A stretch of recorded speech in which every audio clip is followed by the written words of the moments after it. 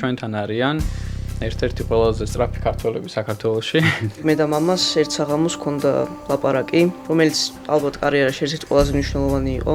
მათე იმდენად ნელი იყო დასაწყისში. წრეზე ეწეოდნენ. როდესაც შეიძლება ფეხბურთელს დიდი ხანი დარჩეს ბავშვობაში, ავტოსპორტსმენი უნდა ჩამოყალიბდეს ადრეულად.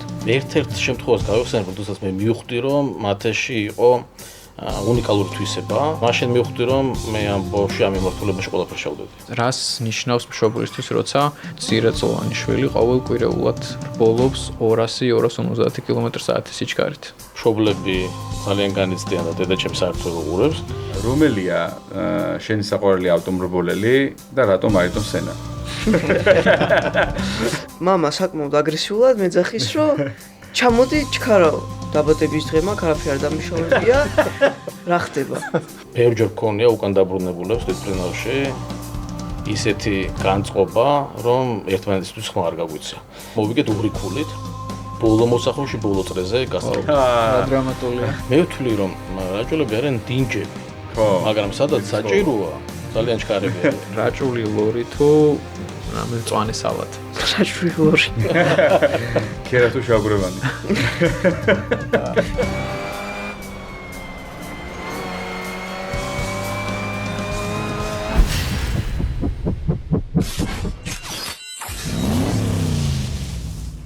მოგესალმებით ძვირფასო მაყურებლებო, თქვენ უყურებთ საავტომობილო პოდკასტ ქარხანას.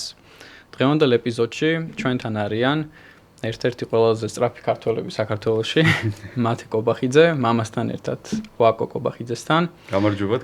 მოგესალმებით კიდევ ერთხელ, მადლობა ჩვენთან სტუმრობისთვის, დროის დათმობისთვის, განსაკუთრებით მაშინ, როცა ესეთი გადატვირთული გრაფიკი გაქვთ. ვინც არ იცით გეტყვით, რომ მათე კობახიძე არის პირველი ქართველი, რომელიც ასპარეზობს ფორმულა 4-ის დონეზე ავტოსპორტში. ის არის ერთ-ერთი ყველაზე დიდი ტალანტი ამჯერად საქართველოში და მისი ოჯახის შრომით იზრდება შანსი, რომ მათე მოხვდეს ფორმულა 1-ში. კი ბატონო, მოგესალმებით ქარხანას ერთგულო მაყურებლებო. ვაკო არის ის ადამიანი, რომელიც ჩვენ ავტოპორტრეტის პირველ ეპიზოდში გადავიღეთ, Honda NSX-ის ეპიზოდს გულისხმობ. ვისაც არ გაქვთ ეს ვიდეო ნანახით, შეგიძლია ჩართოთ და უყუროთ. ძალიან კარგი ისტორია გვაქვს მე და ვაკოს. აქვე გეტყვით იმას, რომ ჩვენ ბავშვობის დიდი მეგობრები ვართ და ძალიან კარგი ისტორია არის ამ NSX-ის ყიდვასთან დაკავშირებით, რაც ვიდეოში კარგად გვაქვს, ასე ვთქვათ, გამოხატული. ასე რომ შეგიძლიათ ჩართოთ და უყუროთ. აქვე შეგახსენებთ, რომ აუცილებლად უნდა გამოიწეროთ ჩვენი არხი, ამით ძალიან დაგვეხმარებით. ეხლა კი პირველი კითხვა მექნება ჩვენ სტუმრებთან.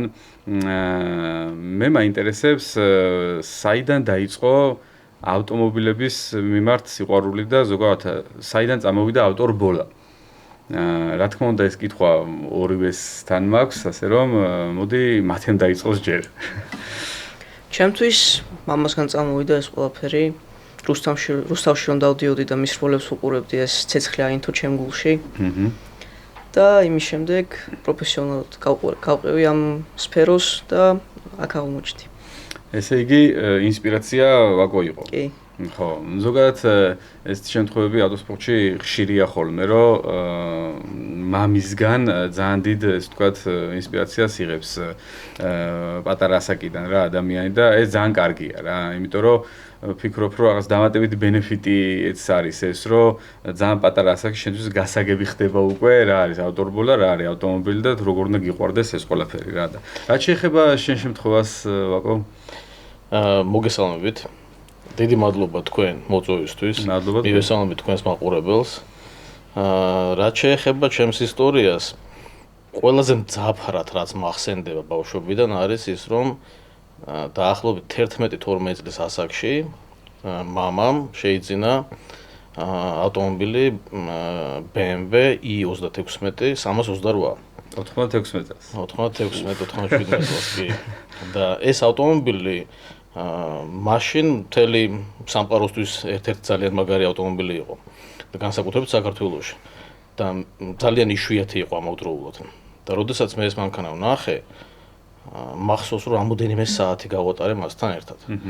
მიუხედავად იმისა, რომ ძალიან პატარა ვიყავი, იმდენად დიდი შთაბეჭდილება მოახდინა მის ფორმებმა ხმამ, აქსელერაციამ, სისწრაფემ და ყველაფერმა ამ ერგონომიკამ, რომ ყველაზე დიდი ალბათ ზემოქმედება ჩემზე და ჩემს მომავალზე, როგორც ავტომობილისტზე, ამან იმოქმედა.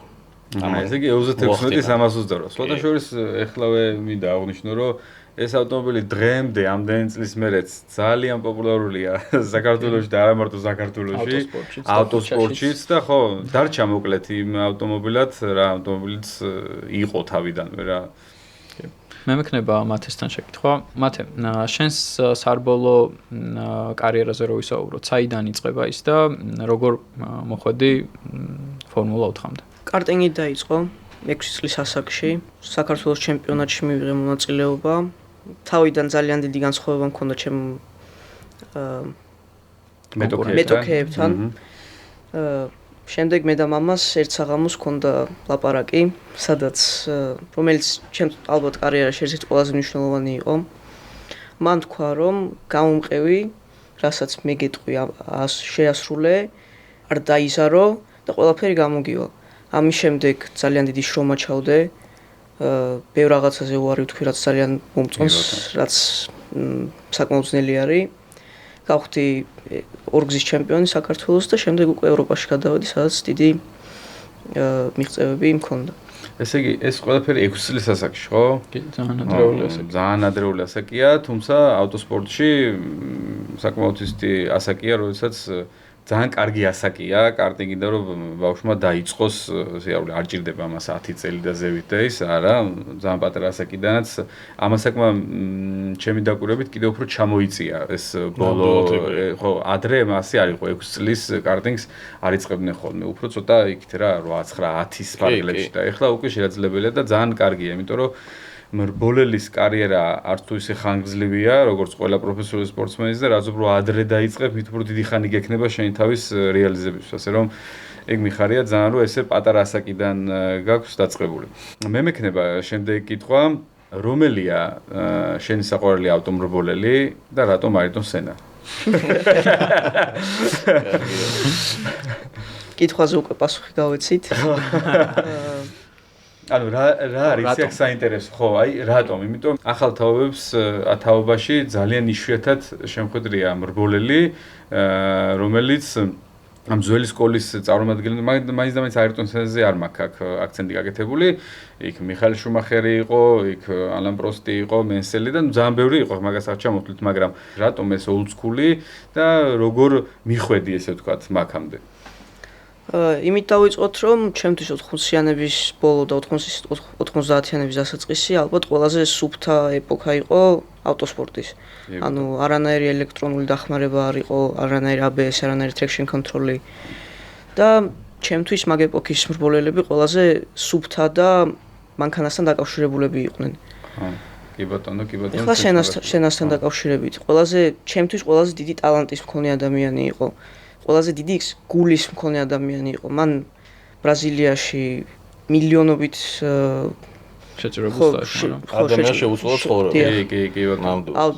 ძალიან ბევრი ავტოსპორტსმენს შეუცვალა თავისი გზები. კი ბატონო. და ჩემთვის ამიტომ აირტონ სენა არის კუმირი. ხო, ანუ მარტო საჭე არ არის აუცილებელია რომ მრბოლელი კიდე რა თქმა უნდა სარბოლო ტრეკის გარეთაც დიდი ფიგურა იყო. კი ბატონო, და სხვადასხვა აქვე ვიტყვი მას რომ აი ის სენინია ფონდი დღემდე მოქმედია და დღემდე ძალიან ბევრ ახალგაზრდას ეხმარება ბრაზილიის მასშტაბით. და მე არის მისი გენერალური დირექტორი ალან პროსტი, კი ბატონო. ალანთან სხვადასხვა მე დამეგობრდა ბოლო პერიოდში უკვე კარგი ურთიერთობა ჰქონდა. ასაკუთრებები არც იყვნენ. არც მეტოქეები იყვნენ უბრალოდ. ხო, თუმცა იყო იქ რაღაც ჩემი თვალსაზრისით და ალანის მხრიდან რაღაც ბოლომდე არაჯანსაღი მოქმედებები, მაგრამ ნუ ბალისტერთან კოლაბორაციით. კი, ეს უკვე ისეთი დაძაბულობის პიკში იყო, როდესაც მათი კონკურენცია ქულა-ქულაში მისდევდა ერთმანეთს და ბევრი რაღაცა ესეთი მოქმედებები შეიძლება იყო გადაწყვეტილი. კი ბატონო. აქვე ვიტყვი იმასაც, რომ როდესაც უყურებდი როტაქს შეჯიბრებებს, შენ შეჯიბრებებს როცა უყურებდი, იქ ნახე ერთ-ერთ შეჯიბრზე აირტონ სენას ჩაფხუტით ასპარეზობდი და ძალიან გამიხარდა რა. სწორედ ძალიან გამიკვირდა, რომ მაშინ რაღაც 12-13 წლის იყავი, ალბათ. მე მგონი სწორედ მახსოვს და ძალიან გამიკვირდა, რომ ამ თაობის წარმომადგენელი აირტონ სენას ჩაფხუტი დადიოდი და მაშინ მივხვდი ყველაფერს რა და ვაკოსთანაც მექნება შეკითხვა. რაც შეეხება ამ ავტორბოლებს მაინც ხა შენ უფრო ბევრი ეპოქა გაქვს ავტოსპორტში, ნანახი ძველი ფორმულა, რალი და ერთად ბევრი გვაქვს ნანახი ესე ვთქვათ რა და შენი საყვარელი ბოლელი რომელია? რომელს გამოყოფდი ყველაზე? თუ ავიღებთ ფორმულას, ვიტყოდი რომ ძალიან ასე ვთქვათ შედეგზე ორიენტირებული პილოტი იყო ნიკი ლაუდა და რეიტინგში პირველზე არა, თუმცა სამეულში დავაყენებდი სენასთან ერთად და შუმახერი. მიხაელ შუმახერი. რაც შეეხება რალის, ძალიან ბევრი ტალანტი მახსენდება, თუმცა ალბათ ტომი მაკინენი. კი ბატონო, არაერთი იუჰა კანკუნენი, ბევრი, მაგრამ მაინც ფინელები. ხო, არ ტექნიკი რა ვქნათ ახლა. ბევრი ინგლისელი, ბრიტანელი, ბარნსი, მოკლედ ბევრს ვიტყვი, მაგრამ მაინც ბევრია ხო? კი ბატონო. მათესთან მექნება ჯერ შეკითხვა შემდეგ თქვენთან, ხო? როგორ ფიქრობთ, რა თვისებებს და უნარებს უყალიბებს ადამიანს ავტოსპორტი? ალბათ მოთმენის უნარს. მოთმენის უნარს აი რა კუთხით მაგალითად? ანუ რბოლის დროს შეიძლება ისეთ რაღაცა მონაკვეთში მოხვდე, სადაც დიდი მოთმენის უნარი გჭირდება. მაგალითად როცა ადამიანს მიყვები რაღაც პატარა შეცდომა დაუშვა, შეიძლება უცებ შეუხტე, თუმცა ეს დამთავრდეს დიდი ინციდენტით და ძალიან ცუდი რაღაცები გამოიწვიოს. ამიტომ უნდა დააკვირდე, უნდა მოითმინო და ისეთ მომენტში უნდა გაასწრო იმ ადამიანს, რომ თავი რისკის ქვეშ არ დააყენო. კი ბატონო. მათეს სასპორტზე თუ ვეთანხმები, მოთმინება არის ერთ-ერთი მთავარი უნარი, რაც უნდა ქონდეს მრბოლელს, პროფესიონალ მრბოლელს. ავტოსპორტმა გასწავლა ეს მოთმინება და სხვა რიგი თვისებები. ეს ყოველდღიურ ცხოვრებაში რამდენად გამოსადეგია ეგ ყველაფერი და იყენებ თუ არა და იქაც დადებითად მოქმედებს თუ არა? ავტოსპორტში დაბალი მასაკის მქონეებს უწევთ ადრე ჩამოყალიბება, ასე ვთქვათ. ადრევად გაზდა. ხო. როდესაც შეიძლება ფეხბურთელს ან რაგბის დიდი ხანი დარჩეს ბავშვობაში, ავტოსპორტსმენი უნდა ჩამოყალიბდეს ადრეულად. და ის მენტალური შესაძლებლობა უნდა ქონდეს, რაც აქვს უკვე გაზრდილ ადამიანს, სრულწლოვანს. ამიტომაც ჩემი აზრით ადგება მაინც ავტოსპორტსმენს ეს ყველაფერი ყოველდღიურ ცხოვრებაში და უადვილდეს ალბათ, ხო? ბევრს გონია ავტოსპორტი საჭისტრიალი. სინამდვილეში ეს შეიძლება ყველაზე ბოლო იყოს რა და ამის უკან ძალიან დიდი რაღაც დგას და ძალიან ბევრი რაღაც დგას რა. მე მაინტერესებს აი შენ ასაკში, შენ ახსენე ნაადრევად გაზრდა რა. რაც აბსოლუტურად გეთანხმები. როგორია შენი ყოველდღიური რუტინა? აი ავტოსპორტით ცხოვრება. ეს ეხება კვებას, ეს ეხება ვარჯიშს. როგორც ფიზიკურს, ისე ფსიქოლოგიურ მომზადებას, ვცლად რომ აგვიხსნა შენი დატვირთული რეჟიმი როგორია და როგორ უთავსებ სხვა რაღაცებს ამას, თუნდაც მეგობრებთან ურთიერთობას, თუნდაც სწავლას, თუნდაც უბრალოდ დასვენებას, გართობას, ხო, თუ არის გართობა საერთოდ. ხო, და ხალხმა რო იცოდეს უბრალოდ ამ წარმატების უკან რა დიდი შრომა დგას, აი ეს რო გითხრა. რა კომპრომისებია? კილოთებს ყავს დაჭერილი ეგ. ხო, კი ბატონო. ჯანსაღი კვება არის ძალიან მნიშვნელოვანი. ფიზიკურად უნდა იყოს ძალიან მომზადებული, ძალიან ფიზიკურად დატვირთული სპორტი არის. კი, ძალიან. მაგ მხრივ მზად უნდა იყოს. სიმულატორზე ვატარებ ძალიან დიდ დროს, დღის განმავლობაში 3-დან 4 საათამდე და ეს არის ყოველდღიურად. იმ დღეებში, როდესაც არა სიმულატორზე, არამედ რეალობაში დავდივარ. სიმულატორი არის დაახლოებით 1-დან 2 საათამდე. კარტინგით ვარჯიშობ, BMW, ამიწყო მამაჩემმა პირველი სერია S54 ძრავით. ხო, ფორმულა 10 ვარჯიში და ჩემი აზრით, რაც ალბათ უკვე ბოლო დროს მივხვდი, რომ სიმულატორი არის ერთ-ერთი ყველაზე დიდი შემცველი ნაწილი ავტოსპორტსმენის ვარჯიშისთვის, ხო? თანამედროვე ავტოსპორტი ამას ნამდვილად მოითხოვს. კი. უკვე მაღალ ფორმულებში, ფორმულა 4-ის ჩათვლით, სადაც შეიძლება ერთი სესია ქონდეს კვალიფიკაციამდე, ის დრო არ უნდა გამოტოვო და სიმულატორით უნდა მოემზადო, რომ ის ერთი სესია არ ჩაგივარდეს და იმ ერთი სესიით წინ იყო იმ ადამიანებზე, რომლებმაც არის სიმულატორზე. თან აქ საუბარია იმაზე, რომ თუ ჩვენ მაგალითად 24 საათში ჩვეულებრივ დღეს ვატარებთ 6 საათს სიმულატორზე, აქ შეიძლება 6 საათის ხისთვის სტანდარტი იყოს, ბევრია, მაგრამ სხვა მრბოლელისთვისაც სტანდარტი იყოს. ჩვენ დამატებით კიდე 1 საათს ან 2 საათს უთმობთ. იქამდე სანამ უკვე ტვინი არ გაძლევს უარყოფას, არ ბლოკავს, რომ აღარ მინდა. ანუ ეს ხდება როგორც ანუ თუ ჩვენი სტაბილური დროები მაგალითად არის რაღაც კონკრეტული დრო და 1-2 მეათეთშია ჩვენი 30 წრე, სხვაობა 1-2 მეათედის ამპლიტუდაშია და როდესაც გადადის უკვე 3-4 მეათედამდე, უკვე ტვინმა დაბლოკა და შესაბამისად იქ უნდა გავუშვებდეთ. დასვენება და მე ისო თავიდან დაწყება. ხო, რა მაინტერესებს, აი 15 წლის ასაკში ეს ყველაფერი რთული არ არის, თუნდაც საკვების კონტროლი, თუნდაც ეს ყველაფერი თუ არ არის რთული? იყო. ჩემს შემთხვევაში საკვები ძალიან მიყვარს. ბავშვობაში ასე ვთქვათ, მრგვალი ვიყავი. ხო, საკვები ძალიან მიყვარს და ჩემთვის ეს დიდი პრობლემა იყო, რადგან ზედმეტი წონა ძალიან უშლის ადამიანს ავტოსპორტში. რა თქმა უნდა, კი. ხო, მაგაზე უარის თქმა მომიწია. რა თქმა უნდა, შეიძლება თვეში 2-ჯერ ან 3-ჯერ მქონდეს cheat meal ან cheat day. თუმცა ეს არაფერს არ ვსვლის რა. მაგრამ ახლა ვცდილობთ, რომ სწორი კვება გქონდეს, მაგრამ გემრიელი საკვებიც გქონდეს, თუმცა ცოტა რაოდენობით. ხო, კი ბატონო. რაოდენობა შევზღუდეთ, მაგრამ სიჯანსაღე პროდუქტებში გავზარდეთ. და ეს ყველაფერი, რა თქმა უნდა, ძნელია, თუმცა უკვე კარიერას რომ ეხება და თუ ძალიან გინდა რომ ჩემპიონი გახდე, კვეჩვევი და პრობლემა აღარ.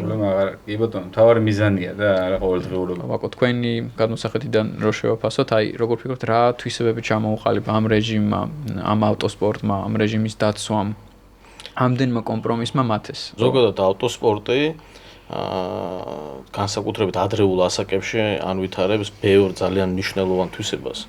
აძლევს საშუალებას ყოველ შემთხვევაში პიროვნებას, რომ ეს თვისებები თავის თავში იპოვოს და მერე მაგრად განავითაროს. და მე ცხოვრებაში ძალიან ეხმარება ეს თვისებები ადამიანს, არა აქვს მნიშვნელობა ეს ავტოსპორტში გამოიყენებს თუ არა. მე ბევრი ადამიანი მინახავს, ძალიან ბევრი წარმატებული ავტოსპორტში და მერე წარმატებული კარიერაში, სხვა კარიერაში, ან არა ავტოსპორტში. შეიძლება ავტოსამყაროსთან დაკავშირებულს, მაგრამ სხვა ბიზნესებში. იმიტომ რომ რაციონალური გათვლა რისკისა ბიზნესში ერთ-ერთი მთავარი თვისებაა ბიზნესმენის და ავტოსპორტსმენი ყველაზე დიდ თვისებას ზუსტად ამას გამოიმუშავებს, რომ ზუსტად იცის, ურისკოდ არავინ არ შედის, არც გასწრებაზე, არც მოსახვევში, მაგრამ ის რისკი ზუსტად აქვს გათვლილი, გაანგარიშებული აქვს იქ. მოდი ესე ვიზავზე არ არის რა. ზუსტად იცის. ფორმულებით დათვლილი იცის, რომ მე აქ შევძლებ ამდენი პროცენტით გავლას და შესაბამისად მოქმედებს. თან ისიცაა, რომ უნდა იცნობდე ვის ასწრებ და ვინ არის მოწინააღმდეგე. როგორი ხასიათის ადამიანი არის. კი, ძალიან ბევრ დეტალს აქვს მნიშვნელობა. ეს ერთი. ასევე, ვახსენეთ მოთმინება და მოთმინების უნარი. არის ძალიან მნიშვნელოვანი დისციპლინა. დისციპლინის გარეშე ავტოსპორტსმენი ვერ გახდება წარმატებული, გამორიცხულია. თუნდაც საკვების ამბავი, რომელიც ვახსენეთ, ეს დისციპლინასთან დაკავშირებული, ის რომ ჩვენ ფიზიკური ვარჯიშიც ხო? ის რომ ჩვენ 15 წლის ასაკში ბოლო 1 წელიწადში day off-ი არ გქონია, საერთოდ არ გქონია არც ერთი დღე, როცა ჩვენ დავისვენეთ. მიუხედავად იმისა, რომ ჩვენ ვიღებთ რაღაც პერიოდებს საათობრივად, როდესაც ჩვენ დასვენების საშუალებას ვაძლევთ, ჩვენ თავს ორგანიზმს განტვირთვას, სპას, ყინულის ვანებს, ასე ვთქვათ და ასე შემდეგ. აი ეს ყველაფერი არის დაკავშირებული იმის, რომ აღდგენა მოხდეს კარგი. თუმცა დანახარჯით ჩვენი მხრიდან უდიდესია. და ამ ყველაფერს სჭირდება უმაღლესი დონის დისციპლინა. შენ თუ დისციპლინა არ გაქვს, გამორიცხულია, რომ იქ რამე შედეგამდე მივხვიდე. როდესაც შედეგებს აღწევ, მე ეს დისციპლინა უკვე ჩვეულებრივი მომენტი ხდება და იქ არაფერი აღარ გეზარება. იქ უკვე ხვდები რომ ეს სასიამოვნო. ხო, კი ბატონო, კი ბატონო. აი მოკლედ რო გითხრა, რა ეტაპები და რა გზა გაიარეთ მათეს ჯუნიორ ავტოსპორტში დასაწყისიდან ეს ადვილი გზა არ არის, მე ძალიან კარგად ვიცი, რა ბარიერები შეხვდა, რა რისი გადალახვა მოგიწია და აი ამ გაკვალული გზის ფონზე როგორ ფიქრობ კიდევ სხვა ქართველისთვის უფრო ადვილი იქნება თუ უფრო რთული იგივე გზის გავლა? ძალიან კარგი შეკითხვაა. რა თქმა უნდა, გზა ძალიან რთული იყო. მე რომ ცოდნოდა რომ ეს გზა ასეთი რთული იქნებოდა და ასეთი დეტალები იქნებოდა ამ გზაზე, ამდენი ბარიერი იქნებოდა, მიფიქრე ამაზე, დავიწყებდი თუ არა თავიდან. არც კი ვფიქრობ რომ დავიწყებდი აუცილებლად. აქ ორი აზრი არსებობს. უბრალოდ ბევრ რამეს შევცვლიდი. ცოტა სხვანაირად რაღაცეებზე ვიმოქმედებდი, რომ კიდევ უფრო ჩქარა მივსულიყავი ამ შედეგებამდე. აი ეს გამოცდილება, რაც ჩვენ დავაგროვეთ, მე მაგალითად ისეთი პიროვნება ვარ და მათაც ასეთი პიროვნება, ასე ვზრდი, რომ ჩვენ არაფერს ჯიბეში არ ჩავიდებთ და სეიფში არ ჩავკეტავთ. რა თქმა უნდა, ამას გავაზიარებთ. გავაზიარებთ იმ ქართველებისთვის, რომელიც შემდეგ წამოვლენ, ან ჩვენთან ერთად არიან. ჩვენ არასოდეს არ დაგვიმალოს არავისთვის და მეცაც გეტყვით, როდესაც მათ ეს რაღაცა ტიპის on-board-ი არსებობს, ან რაიმე ტიპის ჩვენ განხილვა გვაქვს ანალიზები, ამას ყველაფერს მე ჩემს სოციალურ ქსელებში ვაზიარებ. კი, ეგ დიდი ფუფუნებაა და ვდებ, იმიტომ რომ ადამიანმა შეხედოს, კრიტიკად დადოს თუნდაც, მე ძალიან მესიამონება ჯანსაღი კრიტიკა და განხილვა მოხდეს. ბევრმა შეიძლება ძალიან კარგად ისწავლოს, მაგალითად ჩვენ რომ ასეთი მაგალითები გქონოდა, ბევრ რამეს ვისწავლდით. როგორც წესი არ საჯაროვდება ხოლმე ეგეთი ონბორდები და ჩვენთვის დიდი ფუფუნებაა და მადლობა ამისთვის, რომ გვიზიარებთ. მადლობა. რაც შეეხება გზას და დასაწყისს, ჩვენ დავიწყეთ ასე ვთქვათ, ჰობი კარტით. პირველად როდესაც მე მათე მივიყვანე, იყო ჰობი კარტი და მან მითხრა რომ ეს ძალიან მოეწონა. ამის შემდეგ უკვე საქართველოს ჩამოყალიბდა გუნდი, რომელიც სპორტული კარტინგებით ვარჯიშობდა რუსთავის საერთაშორისო ავტოდრომზე. იქ არის პროფესიონალური ტრეკი კარტინგისთვისაც, სადაც სტარდებოდა საქართველოს ჩემპიონატის შეჯიბრებები. იქ მივიღეთ მონაწილეობა და როგორც მათე მახსენა, ჰქონდა ასეთი რამ, რომ დასაწყისში, პატარა ისტორიას გავიხსენებ, დასაწყისში იყო ასეთი რამ, რომ მათე იმდენად ნელი იყო დასაწყისში. თან ყველაზე პატარა იყო, რამოდენიმე წლით პატარა იყო. წრეზე ეწეოდნენ. ანუ იქ ერთ წრეზე დაწევ ძალიან ბევრს ნიშნავს. და როდესაც ჩვენ წამოვედით სახში მევუთხარი, რომ თუ შენ გინდა, რომ ჩვენ ეს მოვიგოთ, მაშინ გამომყევი და ბევრ რამეს გავაკეთებ, თქო და კიო და დაიწყო ყველაფრის შესრულება, მიუხედავად იმისა, რომ ძალიან პატარა იყო მაგ დროს.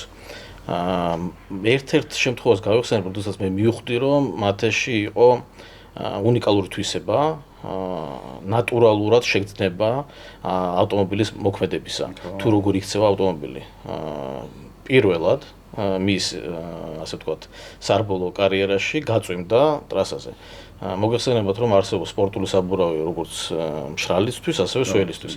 ჩვენ არ გქონდა მაშინ სველისთვის, საერთოდ არ იყო ჩამოტანილი და მარტო მშრალისთვის ჰქონდა სლიკი. ეს სლიკი დავაყენეთ კარტინგზე და გავიდა. და ძალიან ჩქარი იყო. პირველად არავის არ უთქვამს, რომ ან ტრაექტორია შეცვლი, ესე გაივლი, წვიმის ტრაექტორია განსხვავებულია. და მას მივხვდი, რომ მქონდა ის თვისებები და შეგრძნებები, ეპოვა მოჭიდება, ნატურალურად მოჭიდება სად იყო ტრასაზე. აი მაგ დროს აშკარავდება ხოლმე გრძნობა და ტალანტი ზუსტად. აი მაშინ მივხვდი, რომ მე ამ ბავშვი ამ მიმართულებაში ყველაფერს შევდები. ანუ იმედის ნაპერწკალი თავარი მანდ ზუსტად მან მივხვდი. ამის შემდეგ იყო იმ წლის საქართველოს ჩემპიონატი, როდესაც ჩვენ დავიწყოთ რომ წრეზე გვეწეოდნენ და ის წელი ჩვენ მოვიგეთ. მოვიგეთ, იმიტომ რომ ძალიან მაგრა ვიმუშავეთ და მოვიგეთ 2 ქულით. ბოლო მოსახვევში, ბოლო წრეზე გასწავლეთ. რა დრამატულია. აგარი. და გავხდეთ ჩემპიონი და ამის შემდეგ დაიწყო უკვე ჩვენი საერთაშორისო ასპარეზები, სადაც n რაოდენობით სხვადასხვა ისტორია ჰქონდა. მათ შორის ძალიან ბევრი წარუმატებლობა. ძალიან ბევრჯერ ვიმოგზაურეთ სხვადასხვა ქვეყნის ჩემპიონატებისთვის და ბევრჯერ გქონია უკან დაბრუნებულებს თვითფრინავში ისეთი განწყობა, რომ ერთმანეთისთვის ხმა არ გაგვიცია. 2-3 დღის მერე დაგვიწყია საუბარი, იმიტომ რომ ორივეს ჰქონია ძალიან რთული ანალიზი იმისა, რაც მოხდა. მოდე ესე ვიტყვი, ავტოსპორტი არის ერთ-ერთი ყველაზე ეგოისტური სახეობა სპორტის. ხო. რატომ? იმიტომ რომ ადამიანი მარტო თავის თავზე ფიქრობს, სხვაზე არ ფიქრობს, არც ეს გუნდური არ არის. და შეიძლება თავისი შედეგის გამო შენ გაგწიროს. და ბევრჯერ ყოფილა, როდესაც ვიღაცას კონტაქტის გამო ჩვენი all პოზიცია გაუფუჭებია. ხო, ეგ ბნელი მხარე აქვს. ან კვალიფიკაცია გაუფუჭებია და ეს იყო იმდენად ძნელად გადასალახი, როდესაც ჩემ მთელი წელი ემზადები იმ ერთი კვალიფიკაციისთვის და იმ კვალიფიკაციას მაგალითად გქონდა ჩვენ ესეთი რომ ჩვენმა ერთ-ერთმა გუნდელმა pit lane-ზე შეჯახება მოახდინა მათესთან, შეაჩერა და ვერ გავიდა კვალიფიკაციას და ბოლოზე დაისტარტა. სხვადასხვა ეს რბოლა მათე მოიგო. ბოლოდან დასტარტულა. ხო, ანუ ამას გარკვეული მენტალური სიძლიერე სჭირდება, რომ აქამდე მიხვიდე, მაგრამ აი ეს მე რაც ვთქვი, რომ თვითმფრინავში ბევრჯერ ხმა არ გაგვიწია ერთმანეთისთვის, ამის გადალახვასაც ძალიან დიდი ძალა უნდა და ჩვენ ვიპოვეთ ერთმანეთის დახმარებით ეს ძალა.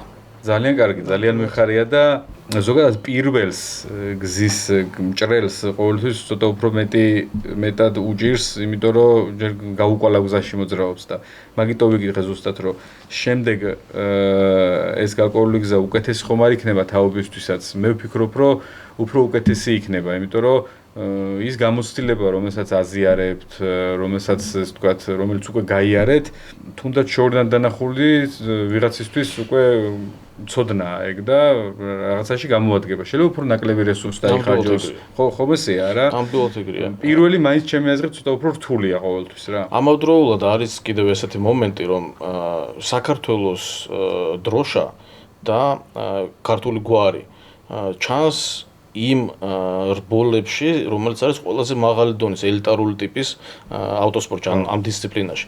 და აქ ბევრი აკვირდება, ბევრი ხედავს, იმიტომ რომ მაყურებელი და სტრიმი ზოგადად ფორმულას ყველაზე დიდი აქვს ავტოსპორტში, იმიტომ რომ ახლა რო ავიღოთ ფორმულა 1, თითქმის 2 მილიარდამდე არის სტრიმი. რაოდენობა, რომელსაც ლაივში ფორმულა 1-ს უყურებს ადამიანი, თუ არ ვცდები, მხოლოდ ფეხბურთს აქვს რაღაც მსგავსი. ტოპ 3-ში შედის მოკლედ პოპულარობით. ანუ წარმოვიდგინეთ ახლა რომ ქართველი პილოტი, ჩვენ ამის ყველაფერს გავაკეთებთ. ქართველი პილოტი ყველაზე მაღალ დონეზე ჩაფხუტით და ქართული დროშით. ამაზე მაღალი და მაგარი რეკლამა ჩვენ ქვეყანას რა უნდა ქონდეს? კი, არა, მხოლოდ საოცნებოა ჩვენთვის და დარწმუნებული ვართ, რომ ეკოცნება დაგვისრულდება. მე და ჩვენ ყველაფერს გავაკეთებთ ამისთვის და მადლობა მინდა კიდევ გადაუხადო ქართულ გულშემატკივარს. მე სხვადასხვა მითხრეს ამერიკელებმა, რომ ლაივის დროსო, სტრიმის დროსო სულ ქართველები იწერებიან და ქართული დროშებიო და ძალიან დიდი მადლობა თქვენ ამ მხარდაჭერისთვის, იმიტომ რომ ჩვენ ამას გვწნობთ, ეს სინერგია, რომელიც ყველგან გადაედება ადამიანებს და დიდი მადლობა. მადლობა თქვენ. ავტოსპორტის ბნელი მხარეები ვახსენეთ და ერთ-ერთი ბნელი მხარე ავტოსპორტის, პროფესიონალური ავტოსპორტის არის ის, რომ ეს დაკავშირებულია ნიჭთან ერთად, დაშრომის მოყვარეობასთან ერთად ძალიან დიდ თანხებთან. მაინტერესებს რამდენად ეთანხმებით ამ მოსაზრებას, რომ ეს შეიძლება განვიხილოთ როგორც ავტოსპორტის ბნელი მხარე. და კიდევ მაინტერესებს რამდენად რეალისტური არის საქართველოს პირობებში სპონსორობის ჩართულობა და მათი რესურსების დახმარება იმისთვის, რომ ნიჭი იქნას რეალიზებული. მე ვისურვებდი, რომ ბევრი იყოს ჩართული, არა მარტო ჩვენით, არამედ სხვა სპორტსმენების დასპონსორებით. ვფიქრობ, რომ ეს ნამდვილად ასე არის. კი არ ვფიქრობ და დარწმუნებულიც ვარ, რომ ძალიან დიდ თანხებთან არის დაკავშირებული ავტოსპორტი და განსაკუთრებით ღია ძალიან ანუ ფორმულას ტიპის სარბოლო ტექნიკით ასპარეზობა. რა თქმა უნდა ეს ასეა, თუმცა არსებობენ კომპანიები და არსებობენ პირები, რომლებიც დაინტერესებულები ხდებიან დრო და დრო და მე მადლობას ვუხდი ჩვენ ორ სპონსორს, რომელიც ჩვენ გვყავს. მათ ეს ძირითადი სპონსორი მიმდინარე წელსაც მე ვარ. ანუ საერთო სურათისთვის ამას ვიტყვი, რომ ამ წელსაც მე ვარ მისი ძირითადი სპონსორი, თუმცა ჩვენ გვყავს ორი ძალიან კარგი სპონსორი, რომლისთვისაც დიდი მადლობა მათ და ერთ აქცენტს გავაკეთებ, მე არც ერთთან არ მივსულ ვარ. ეს ორივე კომპანია თვითონ დაინტერესდა და ეს ჩვენთვის ძალიან ბევრ ამას ნიშნავს. ეგეც რაღაც იმედის საფრთხეა. ძალიან დიდი მომენტი იყო ეს, რომ ისინი თვითონ გამოვიდნენ ჩვენთან და ჩვენში დაინახეს ის პოტენციალი, რომ მომხდარიყო მათი მხრიდან დაინტერესება. ეს ძალიან კარგია. და წარმატების ინდიკატორიც არის. კი, ნამდვილად და მე ნამდვილად ვისურვებდი, რომ სხვადასხვა კომპანიები საქართველოში მიუხედავად იმისა, რომ ჩვენი ქვეყნის მასშტაბი და პოპულაცია არ არის რაღაცა განსაკუთრებული, ჩვენ ქვეყანას ძალიან ბევრი ნიჭიერი, უკიდეგანოდ ნიჭიერი ხალხი ყავს განსაკუთრებით სპორტში და ბევრი რაღაცის მიღწევა შეგვიძლია ჩვენ. ნამდვილად. იმ დისციპლინის, იმ თვისებების გარდა ჩემპიონს ხდის ერთი რაღაც. ანუ ჩემპიონობამდე შეიძლება მივიდეს ბევრი. მაგრამ როდესაც საკითხი დგება ჩემპიონის სტატუსზე, მან ხასიათი წყვიტავს. ჩვენ გვაქვს ეგ ხასიათი. კი ბატონო, ამას ხედავთ. ანუ არა მარტო ჩვენ ქართველებს ვიმახსოვრებთ, ქართველებს გვაქვს ეგ და ეს ბევრმა ფაქტორმა განაპირობა მანამდე რაც იყო ჩვენ ისტორიაში, მაგრამ ეს ნამდვილად გვაქვს. თუმცა ყველაფერს მნიშვნელობა აქვს მანამდე, რომ მიხვიდე. კი, მანამდე მისვლას რა თქმა უნდა, კი ბატონო. მათე, რას ვერ ხედავენ ის ადამიანები ტელევიზორში, აი სტრიმები ვახსენეთ და სოციალური ქსელები, რაც აი ტრეკის გარეთ ხდება შენ ცხოვრებაში და გარკვეულწილად სირთულეს წარმოადგენს. ანუ რა არ ეკცევა ყურადღების ცენტრში. ფიზიკური და მენტალური მომზადება. ხო. ეგა ყველაზე რთული ნაწილი. რთული და ყველაზე დიდი შემადგენელი ნაწილი წარმატებაში. და რომელი უფრო რთულია, ფიზიკური თუ მენტალური? ალბათ ერთ და იგივე დონეზე დავაყენებდი. აი მენტალურად როგორ ემზადები რბოლის წინ, ან რბოლის შემდეგ. ერთს დავამატებ ბოდიში, მათ ეს მომზადების გარკვეულ პერიოდში ჩართული იყო ასევე ფსიქოლოგი. ანუ ეს აუცილებელია, როდესაც გადავდივართ ჩვენ უმაღლეს დონეზე, ანუ სუპერპროფესიონალურ დონეზე, იქ აუცილებელია პროფესიონალური ჩართულობა. აქ მარტო მამის მენტორობა ან რაღაც ოჯახის სიტყვა-პასუხი კი მნიშვნელოვანია, მაგრამ განსაკუთრებულ მნიშვნელობას კიდე ის ანიჭებს, რომ როდესაც ფსიქოლოგმა იცის პროფესიონალურად რა უნდა იმოქმედოს და მას ჰქონდა რა თქმა უნდა ეს სეანსები საკმაოდ სერიოზულად და კაი არა. რამდენად დაგეხმარა მათე? ძალიან მნიშვნელოვანი არის კი. და თევზაობას როდის ახერხებ ხოლმე?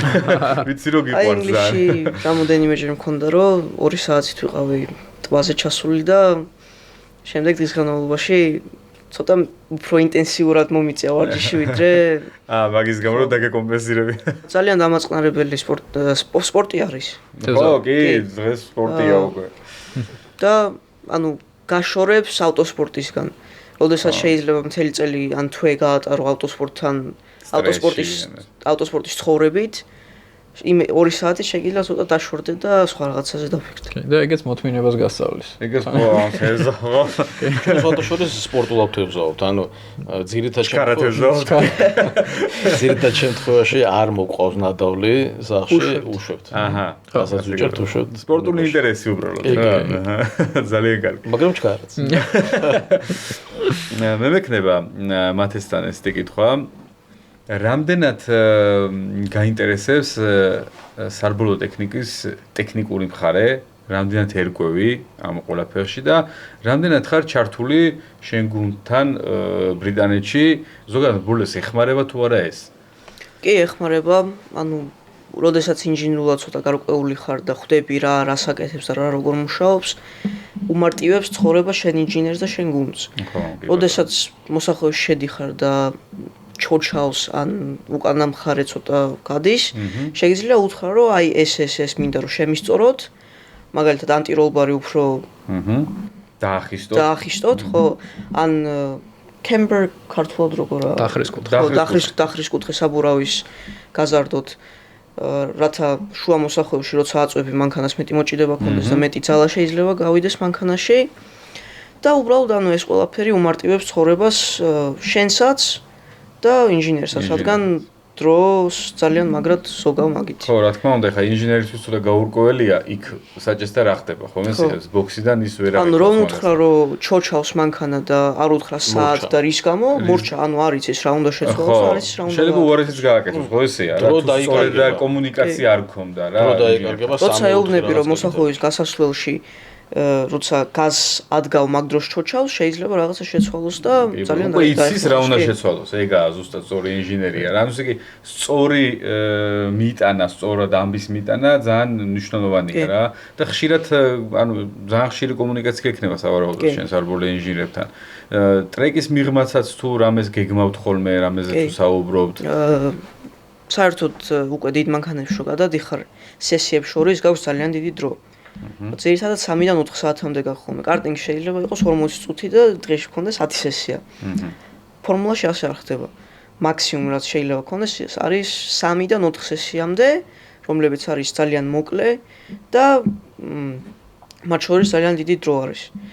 3-4 საათიდან ძირითადად ნახევარზე მეც ატარებ შენ ინჟინერთან, ცალკე ინჟინერების ოთახი არის, სადაც შედიხარ და ძალიან ბევრ რაღაცას გადიხარ. მაგალითად გადიხარ ანალიტიკას, დატას, სადაც შეიძლება რაც განახებს სად როგორ აგებ, ტელემეტრიას, კი ბატონო. ტელემეტრიას ეუბნები როგორ მოგწონს მანქანა და რა არ მოგწონს, ეუბნები მას რომ მინდა ეს შეცვალო და შემდეგ უკვე გადადიხარ ვიდეოზე, სადაც უკვე ეს ყველაფერი ასე ვთქვათ გროვდება და ყველაზე ძირითად შემადგენელ ნაწილებს გადიხარ. ესე იგი, მთელი სამუშაო პროცესია მაგიდასთან ეს ყველაფერი რა და აი წეხან რომ ვამბობდით სწორედ რომ ხალხი რას ვერ ხედავს, აი და ბევრს გონია საჭისტრიალი, არ არის მასე მეგობრებო. ბევრში დასამორა შეიძლება ფიზიკური დატვირთვა რამხელა ისიც არ იცოდეს. ხო, ისიც არ იცოდეს, მაგრამ მათესგან გავიგე ცოტა შორის ცოტა ხნის წინ რომ ფორმულა 4-ზე რითაც თვითონ დადის, ანუ ზუსტი მოხურჭისთვის საჭიროა რომ 220 კილოგრამს აწვებოდე სატერფულს ხომ ესეა? 220 კილოგრამს უნდა აწვებოდე რა და ამიტომ ეს პატარა საქმე არ არის მე მგონი ამისთვის ვარჯიშებიც მოგიწია ხო ფეხის ვარჯიშები რომ ეს ძალა კონდეს თან აქ იმას დავამატებ რომ ერთხელ 220 კილოს დაჭერა პრობლემა არ უნდა იყოს მაგრამ 15 ჯერ და ერთ წრეში და 20 წრე არის ერთ ბოლოში 15 ჯერ აჭერ და 20 წრეს ხო დადიხარ ძალა რო არ უნდა გეკარგებოდეს აი ეს კიდე სხვა საკითხი ასე რომ ძალიან რთული სპორტია ეს ავტოსპორტი მოკლედ რა და ხშირად გაუგებარია ხოლმე რა ხდება საჭის უკან და აი მათემ ძალიან კარგად გიხდა რაც ხდება ოფისში, ავტოსპორტის ოფისში ესე თქვა. როგორ ხვდები ხოლმე წაგებას, იმიტომ რომ არ არსებობს სპორტში სადაც ყოველთვის იგებ, ნიშნავს რომ კონკურენციაში არ დადიხარ უბრალოდ და მაგიტომ იგებ რა. იქ სადაც დიდი კონკურენცია აუცილებლად იქნება მარცხიც. როგორ ხვდები ხოლმე მარცხს? აი შენი ფსიქოლოგიური ბზაობა როგორია მარცხთან და ასევე ძალიან მნიშვნელოვანია მოგებას როგორ ხვდები კიდევ. იმიტომ რომ ყოველთვის ვამბობ ხოლმე ამას რა, აი გეგასუცაც არაერთხელ მithქვამს, რომ სპორტში მოგება გაცილებით უფრო რთული და მძიმე ტვირთია ხოლმე ვიდრე წაგება რა. აი ეს მაინტერესებს, ეს ორი რაღაც რო ერთმანეთს შევადაროთ და მაინტერესებს შე როგორ უმკლავდები ხოლმე ერთსაც, ან მარცხსაც და მოგებასაც. დავიწყებ ჯერ გამარჯვებით. ჩემთვის გამარჯვება არის ასე ვთქვათ მოკლე ფუფუნება.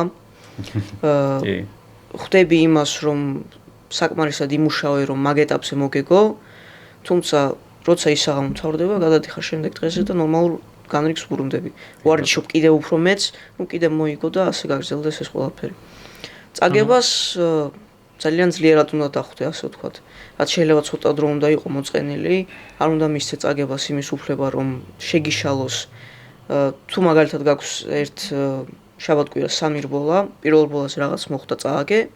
არ უნდა მისცე იმ ერთ რბოლის წაგებას, იმის უფლება რომ წაგაგებინოს ის დანარჩენი 2 რბოლა. ხო, კი. წაგება იმას ნიშნავს, რომ უფრო ძლიერად უნდა მოემზადო, ვიდრე მოემზადე.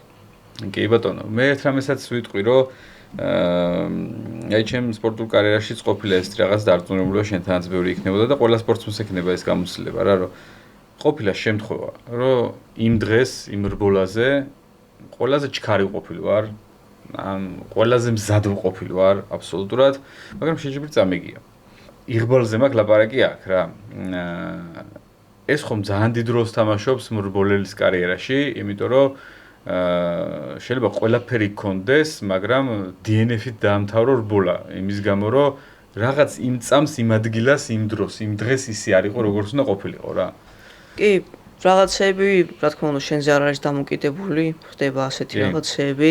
შეიძლება ვიღაცამ შეცდომა დაუშვას და დაგარტყას რბოლის დროს და გამოეთიშო. ეგ რა თქმა უნდა შენი ბრალი არაა. თუმცა მე ასეთი გამონათქვამი მაქვს, რომ ვინც უფრო მეც მუშაობს, ის უფრო იღბლიანი არის. რა თქმა უნდა, მაგას 100% გეთახმები, აბა რა. იღბალს უნდა იმსახურებდე რა, კი ბატონო. ხო და რაღაცა ეგეთი რომ მოხდეს, რაც შენზე არაა დამოკიდებული. უბრალოდ არ უნდა მოიწყინო და არ უნდა მისცე ამ უიღბლობას იმის უფლება რომ დანარჩენი რბოლები უიღბლო გახადო. კი ბატონო. ახლა გქონდა მაგალითად ხო, ბოლო რბოლაზე მოხდა 21-ს. პოულზე დავისტარტეთ. ну პირველი სტარტი ერთი პოზიცია დააკარგა მათემ, იმიტომ რომ ცოტათი მეტი დატრიალდა მისი საბურავი დაბუქსავდა ვიხმარ ამ ტერმინს საბურავი ვიდრე მაგალითად საჭირო იყო იმ ადგილას და შესაბამისად მეორე ვინც იდგა ის უდნავ წინ გავიდა, მაგრამ ტემპი სარბოლო ძალიან მაღალი ქონდა, იმიტომ რომ ჩვენ წინარ ბოლაზე, წინა დღეს ქონდა ესეთი სტრატეგია, რომ არ უნდა გაგვეცვლა საბურავი, ახალი საბურავი უნდა ქონოდა და შესაბამისად უპირატესობა გამოგვეყენებინა და მის სარბოლო ტემპი ამ საბურავის დანაც გამომდინარეობდა ძალიან მაღალი ტემპი ქონდა და ქონდა გადაწყვეტილება, რომ გავყვები მეორეს ბოლომდე, ან პირველს გავყვები ბოლომდე და მე როცა საჭირო იქნება შევუტევ და გავასწრებ და მოვიგებ ამ რბოლას და მესამე ვინც იყო იმ ბავშვმა სხვადასხვა ის ბავშვი არ არის პირველი წელი რუქი არ არის მეორე წელი დადის და თან საკმაოდ ჩქარია უბრალოდ ცოტა რაღაც ესეთ მოქმედებებს აკეთებს წელს მაგალითად მეხუთედ დაინტროა ხო პირველ ბოლოს ამოტრიალდა და ნუ ხო ცოტა რაღაც ესეთი გადაწყვეტილებები აქვს რომელიც ნუ არ არის ასეამონო ხო და ისეთ ადგილას უტევდა მათ სამჯერ შეუტია მანამდე ოვალზე ანუ და მათი თავი დაიცვა და ბოლოს ბანკინგში შეუტია გასასვლელში სადაც ну ან იქ თუ უტევ ნიშნავს რომ ამტრევ გამორიცხულია იქ თან მათე ოვალზე იყო და ის ტრაექტორიას გასცენილი იყო და სხვანაირად იმართებოდა იმის ავტომობილი საერთოდ ხო და ნუ შესაბამისად გამოთიშა მათე ხო აი რა მაინტერესებს მათე ესეთი კონტაქტი და ავარია ну განუყოფელი ნაწილია ავტოსპორტის რა შენი ბრალს შენ ახსენე ხარ რომ შეიძლება შენი ბრალი საერთოდ არაფერი არ იყოს მაგრამ შეჯიბრი ვერ მოიგო აი მაგ შემთხვევაში, როდესაც ვიღაცის დანაშაულის გამო, ან რაღაც სხვა გარემოების გამო შეიძლება ვერ აფინიშებ სასურველი შედეგით რა. რამე სანქციები არის ამ ყველაფერზე? ვინც კი, ვისი ბრალეულობაც არის სანქციები. ეხლა ეს სანქციები რო განვიხილოთ, აი ამ რბოლაზე არ ვიცი ეხლა ეგ რბოლი დასანქცირდა თუ არა. მე მგონი დასანქცირდა სამი პოზიციით უკან დაიწყებს შემდეგ რბოლას, მაგრამ შენ რა ამით? არაფერი ხო? შენი ზრბოლა DNF-ი ქონდა რა, ხო? აი ეგ ძალიან ბნელი მხარე აქ ავტოსპორტს ჩემი აზრით რა, რომ მარტო შენზე არ არის იქ რა. შეიძლება შენ ყველაფერი გააკეთო, მაგრამ შეიძლება ვიღაცა დაისაჯოს კიდეს დამნაშავეც, მაგრამ შენ შეიძლება კარიერისთვის რაღაცა მნიშვნელოვანი ეტაპი გამოტოვო, სხვისი ბრალეულობის გამო რა. მე მგონი ეს რაღაცა ამერიკაშიც მოხდა კარტინგებით რო იყავის თქვენ დასვლები მახსოვს ეგ ისტორია ვიღაც ბრალეულობის გამო რო კი ნამდვილად ამ შემთხვევაში მე როგორც ამიხსნეს რადგან ეს ბრიტანეთის ჩემპიონატია და ეს ეტაპი იყო ჰოლანდიაში ხო ამიტომ ვერ შეძლეს ამ რბოლელისთვის ლიცენზიებიდან ქულების ჩამოკლება ამას აპირებდნენ ხო? ამას აპირებდნენ კი. ანუ არსებობს ესეთი სანქციები, როდესაც ძალიან მკაცრია უკვე, როდესაც მარშალი ან რბოლის მთავარი მსაჯი წყვიტავს იმას, რომ აქ ძალიან ცუდი ინციდენტი მოხდა და შეიძლებოდა ამის ბევრად სხვანაირად მოგვარება. ან არიდება. აცილება ხო. ამ შემთხვევაში შეიძლება ლიცენზიიდან ქულები ჩამოაკლო, რა ძალიან ცუდია, იმიტომ რომ ამ მასაკიდან იწყება სუპერლიცენზიის ქულების დაგროვება. და ეს სამომავლოდ ხა ყველა კატეგორიაში ფორმულა 3, ფორმულა 2, ფორმულა 1-მდე მიყვება ეს ქულები და აგროვებს ამ სუპერლიცენზიის ქულებს. ამ ქულების გარეშე შენ ვერ შეძლებ რომ ფორმულა 1-ში მოხვდე. თუ ამ ქულებს დაგიბლოკავენ ან შეგიმცირებენ, ეს ავტომატურად იმას ნიშნავს, რომ შენი წელი გამოტოვე. გასაგებია. როგორც დისკვალიფიკაცია ერთ კი, აი მომდა ეს რო ყოფილიყო ბრიტანეთში, ის ბავშვი დაისჯებოდა ქულებით. გასაგებია. მოკლედ ჩვენი მართვის მოწმობის ძალიან გავს რა. მართვის მოწმობის ქულებს. ხო, ძალიან გავს. ჩვენ ვახსენეთ სარბოლო ინციდენტები. და მაინტერესებს ესეთი რაღაც, რას ნიშნავს მშობლისთვის, როცა შვილი, განსაკუთრებით მცირეწლოვანი შვილი, ყოველკვირეულად რბოლობს 200-250 კმ/სთ სიჩქარით. ასე ვიტყვი. რა თქმა უნდა, უგულო არ ვარ. მეც მაქვს გული. რა თქმა უნდა, ეს გული ბევრ ამას განიცდის და ბევრ ამე განუცდია, თუმცა სარბოლო ავტომობილში მეც ყოფილვარ. და მე თვითონ ვიცი იქ რა ხდება და როგორ ხდება.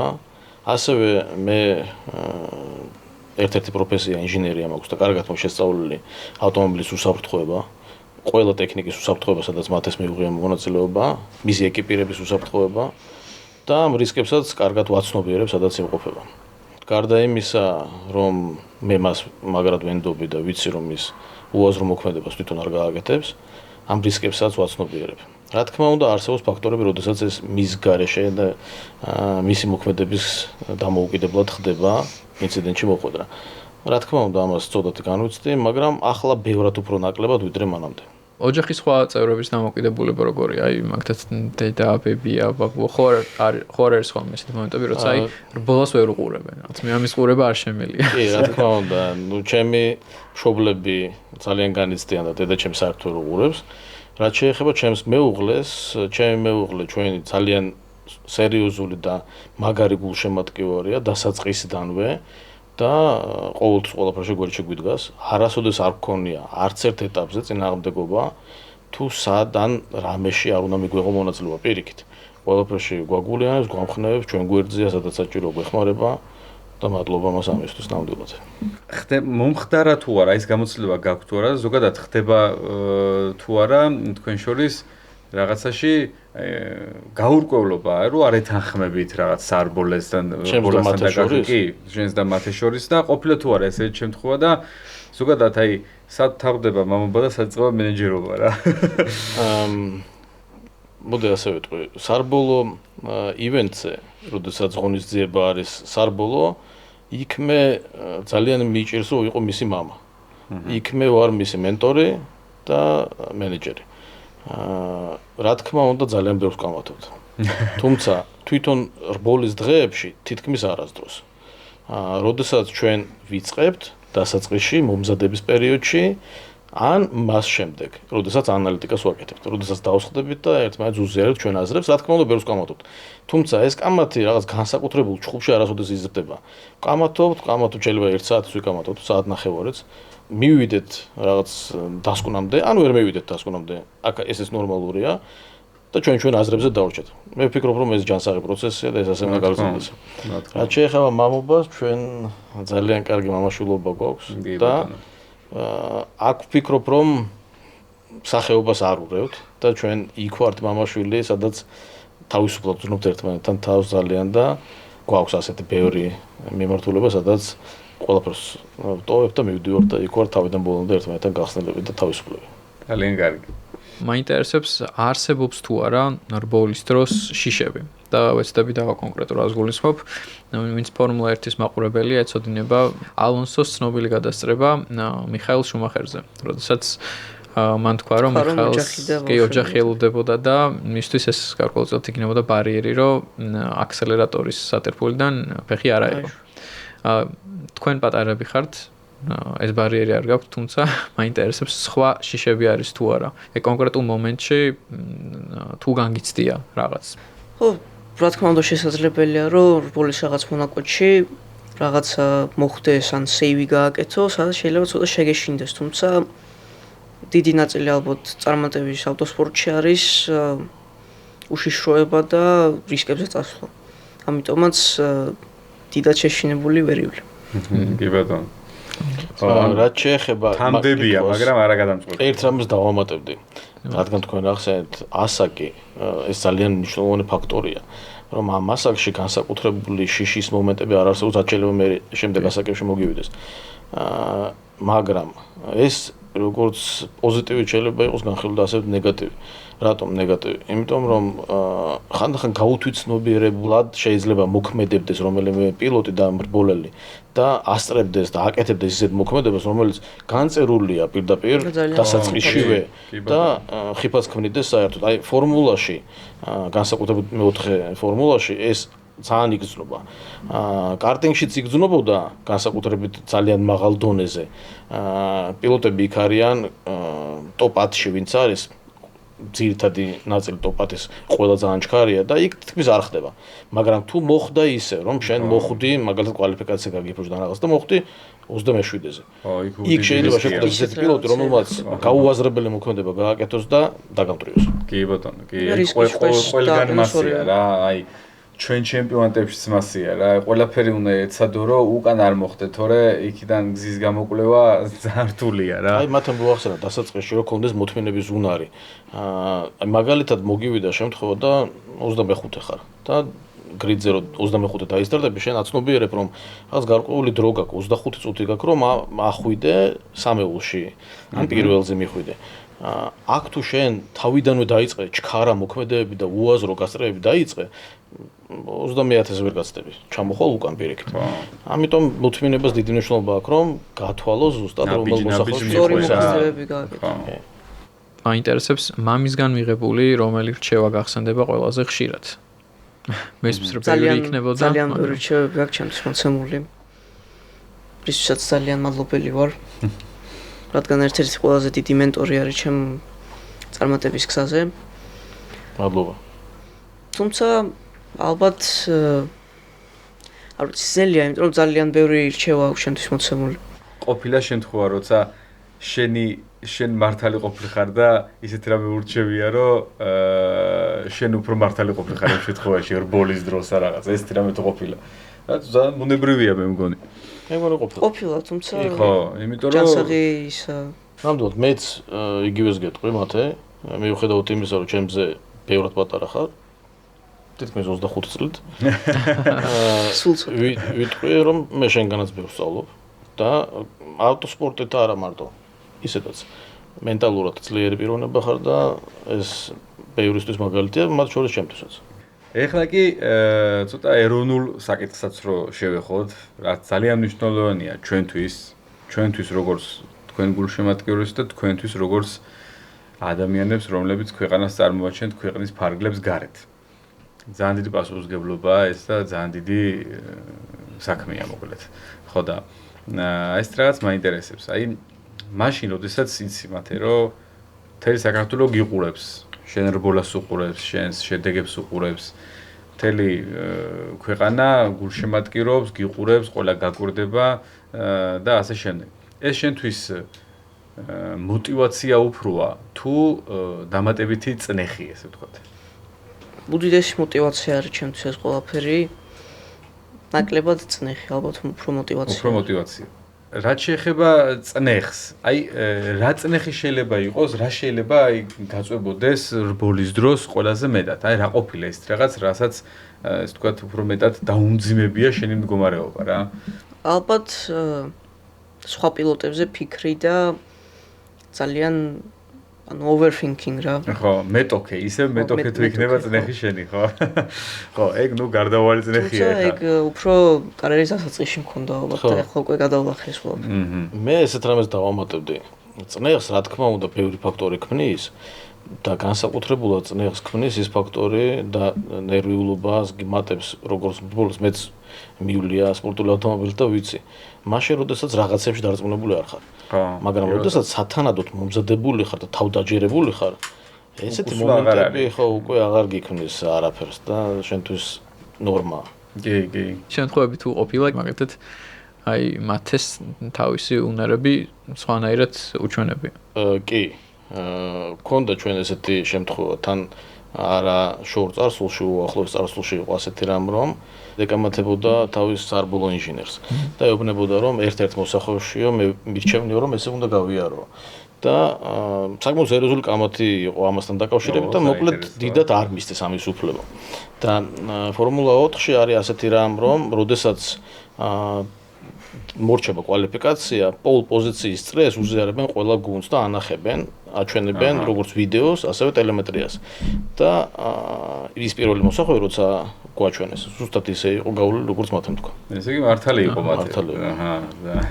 აუ ესე ერთი ესეთი რაღაც მაინტერესებს. ეხლა ბადა ეს შეკითხვა, აი როგორია სარბოლო გუნდში იერარქია.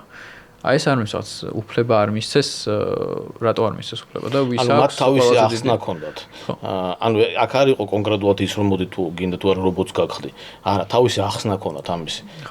მათასაც რა თქმა უნდა თავისი არგუმენტები და დასაბუთება ჰქონდა. მაგრამ ნუ ალბათ იმ მომენტში ჩვენ არ ვიყავით ისეთ სათანადო ასე ვთქვათ რეპუტაციაზე რომ ეს გაგვეტანა. მე ვფიქრობ ახლა ბოლო პერიოდში უკვე განსაკუთრებით ჩვენი მომზადების შემდეგ რომ ნამდვილად ვართ ისეთ ფორმაში რომ ჩვენ ვაჩვენოთ იქ პირველ ტელემეტრია გუნდში. მაინტერესებს ფორმულა 4-ში, ბრიტანეთის ფორმულა 4-ში ის გუნდი, რომელთაც მათი ასპარეზობს, რამდენად ძლიერია და რამდენად კონკურენტუნარიანია სხვა გუნდებთან შედარებით. ასეთ რამეს ვიტყვი, ნუ ჩემი შეფასებით, არ ვიცი ეს რამდენად მაქსიმალურად ობიექტური იქნება, მაგრამ ჩემია მაინც შეფასება. ვფიქრობ, რომ ამ გუნდს შეუძლია ჩემპიონატის მოგება. ყველაფერი აქვს ყოველ შემთხვევაში ამისთვის. ჩვენ გვყავს ამ ეტაპზე ძალიან მაგარი საბოლოო ინჟინერი, ინჟინერი შეგვეცვალა და ახლა გვყავს ერთ-ერთი საუკეთესო. ახალია გუნდში? კი. რომელიც კონკრეტულად მათესთან არის ეს. ანუ ყველა პილოტს თავის საბოლოო ინჟინერი ყავს. ძალიან ყველა პილოტს და მათეს ყავს ახლა ფრანგი საბოლოო ინჟინერი, რომელსაც დიდი გამოცდილება აქვს. ეხლა შენს გარდა მუშაობს ლემანის მანქანებზე, ხო? ჰაიპერკარებზე. LMP ორზე მუშაობს. და საკმაოდ დიდი გამოცდილების პიროვნება და როგორც პიროვნება ძალიან კარგი ადამიანი და მათესთან კარგი ურთიერთობა დაალაგა. გამგზდით ყველაფერი, მექანიკოსებით შეგვეცვალა, მექანიკოსების ბოლორბოლაზე სხვები ყავდნენ, ესენი ძალიან პროფესიონალები არიან, შვედები. ეხლა ამ ბოლაზე პოლპოზიცია როცა დაიწყო. კი, სხვები გვიყოლებიან უკვე.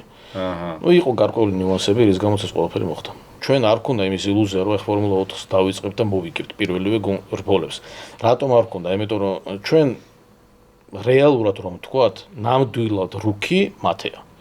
რუკი არის რუკი, რომელიც ასაკითაც ყველაზე პატარაა ეხლა ფორმულა 4. რომელიც მართლა პირველად იღებს ასპარეზობაში მონაწილეობას და ასევე არ აქვს 100 და 150 ტესტ დღე გავლილი წინა წელს. და არის ყველაზე პატარა. ამას რატო უსმევ ხას იცი, იმიტომ რომ ამ ასაკის ბავშვისთვის 15 წლის იქნება თუ 17-ის გადამწყვეტია რა, ხო ესეა, იმიტომ რომ 2 წლის უკან მათეს და ეხლანდელი მათეს დიდი სხვაობა, ასევე იქნება სხვაობა 17 წლის მათეს და დღევანდელი მათეს შორის. ეს აღარაა უკვე დასრული შემდგარი ასაკი ხა.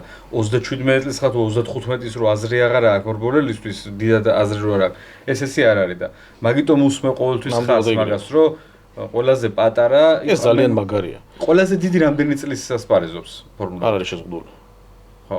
ანუ შეიძლება ვიღაცა 82-ის ვერ ჩაჯდება, მაგრამ შეიძლება ვიღაცა იყოს 18-19 არის კიდევ 21 წლის არის. ხო.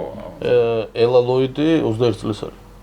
ხო, ну ძალიან დიდი სხვაობაა ასაკში ხა 6 წელი ძალიან. ნახე, მიუხედავად იმისა, რომ შეიძლება 16-17 წლის იყვნენ, რაღაცა 3 წელი არ იყოს სხვაობა, ეგეც ძალიან ბევრ ამას ნიშნავს, მაგრამ აქ დიდი მნიშვნელობა აქვს იმას, რომ შარშან, როდესაც ჩვენ ტესტის შემდეგ გადავწყვიტეთ, რომ პირდაპირ წავსულიყავით უკვე სარბოლოდ, მათ უკვე 1 წელი ტესტები გაკეთებული ჰქონდათ. ანუ ჯერ ერთი რომ ყველა სარბოლო ტრეკზე დამყოფი იყო 5 ჯერ მინიმუმ, ყველაზე. და ეს როგორ ხდება, ვაჟა? რატო დადის ვიღაცა მეც? იმიტომ რომ ახლოს არის იქ ცხოვრობს, იმის მატერია თუ მაგიტომ შესაძლებლობაა. ანუ მაგალითად ჩვენ რომ 13-14 წლის ასაკში გადაგვეწყვიტა რომ ჩვენ უკვე ფორმულაში მივდივართ, სანამ მაგალითად ჩემპიონატში დავიწყებდით მონაწილეობას, მანამდე მე ბევრ ტესტ დღეს გავაკეთებინებდი მათეს. მაგრამ პრობლემა იყო ერთი. მათე წელს გახდა 15 წლის. და 15 წლის სანამ არ ხარ, ფორმულა 4-ში ვერ ასპარეზობ. ანუ ჩვენ პრობლემა ჩვენი ასაკი, ანუ ქვედაზღვარი ერთი. და შესაბამისად ძალიან როგორც კი გახდა 15 წლის, დავიწყეთ ჩემპიონატი. მეცაც გეტყვით, შარშან 14 წლის იყო, როცა ჩაჯდა ფორმულაში და პირველი ტესტი გააკეთა. ტესტი. მაგრამ ამის შემდეგ ჩვენ გუნდმა შემოგთავაზა, რომ Middle East-ში მიგვეღო მონაწილეობა ჩემპიონატში. ტროფი იყო იქ Middle East ტროფი, რომელშიც 6 ზამთრის ტროფი, Winter ხო, 6 რბოლა იყო. ვერ მივიღეთ მონაწილეობა, იმიტომ რომ ლიცენზია არ ჰქონდა. მაყურებელს ვეტყვი, რომ მათემ და ვაკომ გადმოგწეს ძალიან მნიშვნელოვანი საჩუქარი. თქვენ მათეს უკან ხედავთ კეპს, რომელიც მათემ დაიმსახურა Rotax Racing-ის ერთ-ერთ ეტაპზე გამარჯვებისთვის. როგორია ამ კეპის ისტორია? ვაკომ გითხრა, რომ ეს ერთ-ერთი ყველაზე მნიშვნელოვანი ნამდვილად ასე იყო და რომ მოყვეთ ამის ისტორია, მოკლედ. მადლობა პირველ რიგში ეს მნიშვნელოვანი საჩუქრისთვის.